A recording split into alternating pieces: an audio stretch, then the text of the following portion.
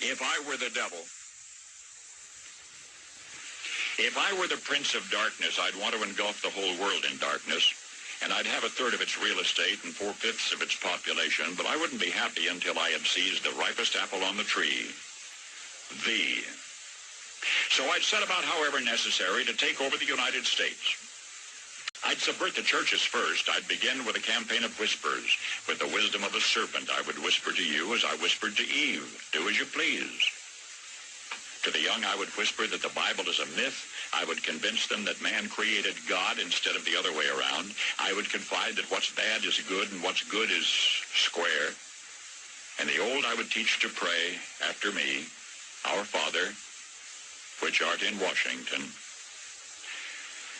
And then I'd get organized. I'd educate authors in how to make lurid literature exciting so that anything else would appear dull and uninteresting. I'd threaten TV with dirtier movies and vice versa. I'd peddle narcotics to whom I could. I'd sell alcohol to ladies and gentlemen of distinction. I'd tranquilize the rest with pills.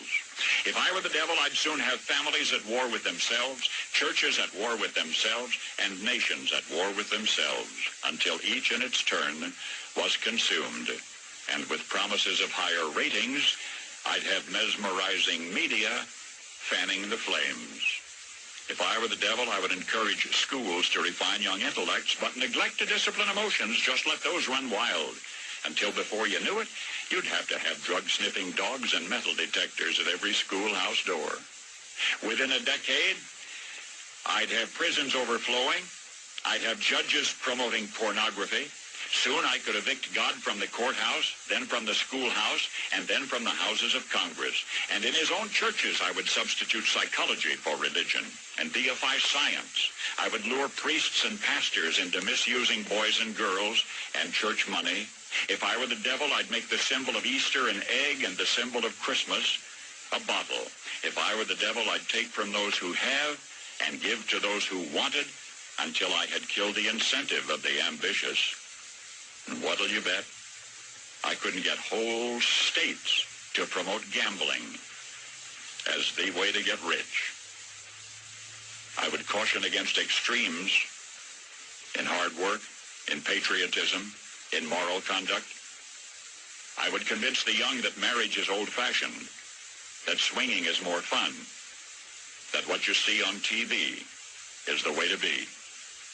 And thus I could undress you in public, and I could lure you into bed with diseases for which there is no cure. In other words, if I were the devil, I'd just keep right on doing what he's doing.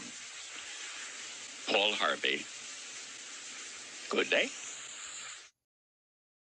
I just had recently a visit to Goddard Space Center, and there I saw already some of the things that I've been talking about here in general. I saw specific examples that we'll soon be seeing, both in the field of great improvements in health science, but the improvements in fabrics and materials developed in outer space that are going to mean great savings of time and money to some of our productive industries, and increase their production at the same time that they do all those things.